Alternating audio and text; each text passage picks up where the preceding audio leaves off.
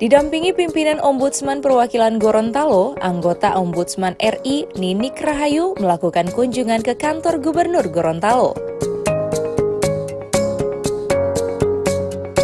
Kunjungan anggota Ombudsman Republik Indonesia ini diterima langsung oleh Wakil Gubernur Gorontalo, Dr. Andes Haji Idris Rahim MM di ruang kerjanya.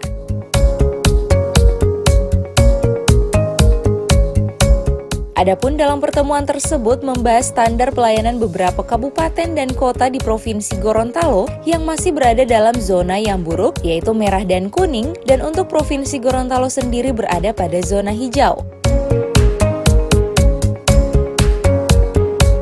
Anggota Ombudsman Republik Indonesia Ninik Rahayu menjelaskan sesuai survei kepatutan yang dilakukan oleh Ombudsman pada tahun 2018, Kabupaten Gorontalo Utara masih berada pada zona merah, sedangkan Kabupaten Gorontalo, Bualemo, dan Kota Gorontalo berada pada zona kuning.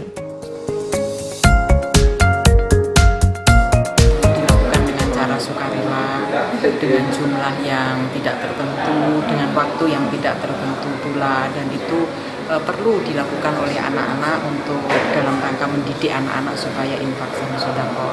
Tetapi kalau infak dan sodako itu dengan jumlah tertentu dan waktunya tertentu dan kemudian dilakukan secara terus-menerus, dapat saja itu perlu didalami ya, apakah ini kemudian nanti potensi menjadi bentuk pungutan atau sumbangan yang selama ini sebetulnya tidak boleh untuk sekolah-sekolah pemerintah gitu, karena mereka sebetulnya sudah dibebaskan. Jenis sumbangan dan pungutan seringkali selain dalam bentuk tadi infak dan sodako, kadang-kadang dalam bentuk pembelian alat-alat tulis, buku, kemudian seragam sekolah, nah itu juga tidak boleh dilakukan. Jadi beberapa wilayah kalau itu terjadi sudah kita minta untuk dikembalikan. Ini terkait yang pelayanan tentang damkar tadi, Bu, sebenarnya bagaimana penilaiannya sendiri ya, dari Ombudsman? Jadi kalau damkar itu sebetulnya kasus nasional ya, memang secara nasional masalah fasilitas pemadam kebakaran ini kan secara kelembagaan memang belum established, dia belum unit daerah gitu. Jadi dia masih mestinya kan dia sejajar dengan eselon 2 lah. Ini kan masih eselon 4 dan tidak punya unit tersendiri.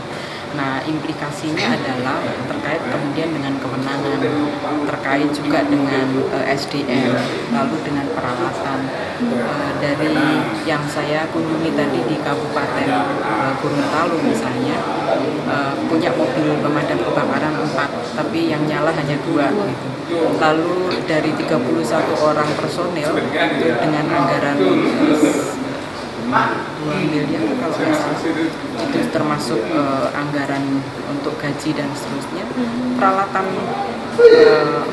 baju anti panas itu hanya punya 2. Sementara itu, Wakil Gubernur Gorontalo meminta Ombudsman untuk menyurat resmi ke pemerintah provinsi tentang di mana daerah yang masih merah dan kuning yang nantinya akan segera ditindaklanjuti oleh pemerintah Provinsi Gorontalo.